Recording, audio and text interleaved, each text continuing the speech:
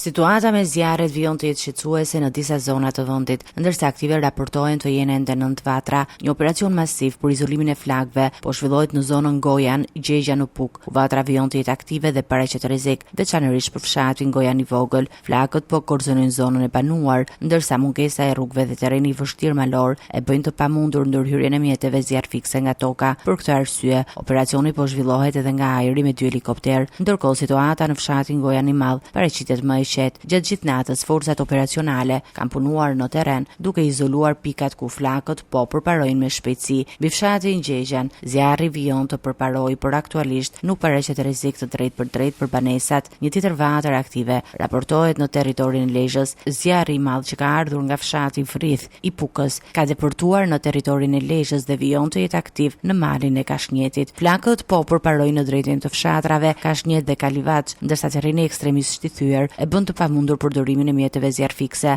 Aktiv vijon të jetë dhe vatra në fshatin e Malmilotit. Gjatë natës, në zonë është punuar pa ndërprerje me 35 forca bashkiake, 20 efektiv të forcave të armatosura dhe 4 mjete zjarrfikse. Situata problematike paraqitet edhe në fshatin Tukat, ku operacionet për shuarin e flakëve janë vështirësuar nga terreni i thyer malor. Zjarri rrezikon edhe parkun kombëtar të Llogaras, për këtë arsye që për mëngjesit në ndihmë të forcave që po punojnë nga toka janë angazhuar dhe 2 avion. Zjarri ka nisur që pas ditën e së njëjtës dhe vijon të përhapet në një sipërfaqe të konsiderueshme. Autoritetet dyshojnë se zjarri mund të jetë i shkaktuar qëllimisht, ndërsa vijojnë hetimet për përcaktimin e shkaqeve dhe përgjegjësive.